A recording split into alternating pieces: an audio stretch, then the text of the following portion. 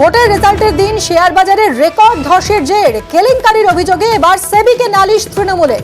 সেবিকে চিঠি দিয়ে তদন্তের দাবি সাকেত গোখলের মোদি শাহের বিরুদ্ধে তদন্তের দাবি সাকেতের। বাজার কিছুটা চাঙ্গা হলেও তদন্তের দাবিতে অনড় বিরোধীরা। আবির আমাদের প্রতিনিধি আরো বিস্তারিত জানাবেন। আবির, কি খবর রয়েছে? দেখো, শেয়ার কেলেঙ্কারির বিষয় নিয়ে সরব হয়েছিল এর আগে কিছুদিন আগে কংগ্রেস। সেক্ষেত্রে রাহুল গান্ধী তিনি যৌথ সংসদীয় তদন্ত কমিটি করে গোটা ঘটনা তদন্তের দাবি জানিয়েছিলেন। এবার তৃণমূল কংগ্রেসের তরফ থেকে তাদের রাজ্যসভার সাংসদ সাকেত গোখলে তিনি সেবিকে চিঠি দিলেন দুটি, একটি 5ই জুন দিয়েছিলেন তিনি যেটা উল্লেখ করেছেন, এবং আজকে তিনি আবার একটি 11ই জুন চিঠি পাঠিয়েছেন। তার যেটা বক্তব্য যে সেবি যেহেতু এই বিষয়গুলো দেখাশোনা করে, তাহলে তারা গোটা ঘটনা যথাযথভাবে তদন্ত করুক এবং তদন্তের রিপোর্ট তারা সামনে নিয়ে আসুক।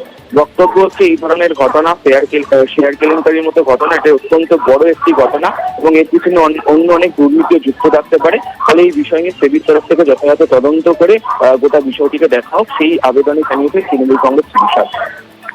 ধন্যবাদ আবির।